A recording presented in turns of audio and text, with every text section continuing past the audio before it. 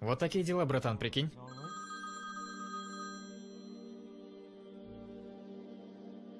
Да, что хотела?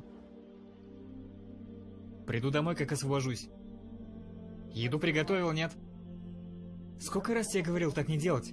Ты бесполезное существо, ты для меня ничего не значишь. И ты имеешь совесть перед всей семьей мне это говорить? Как освобожусь, так и приду домой, поняла? Все, давай.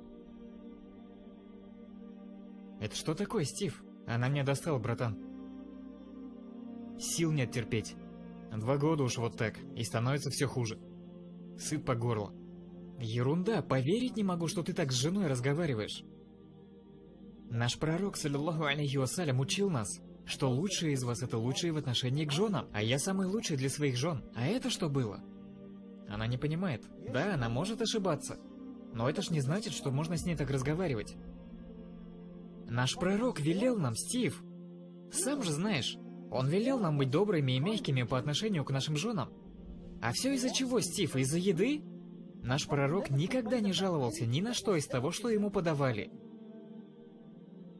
Стив, жена — это аманат, это ценность, доверенная Аллахом. Чья-то дочь, чья-то сестра. Хочешь, чтоб с твоей дочерью кто-то так говорил? С сестрой с твоей кто-то чтоб так говорил? Ты мусульманин, Стив, ты выше этого. Ты прав, я выше этого.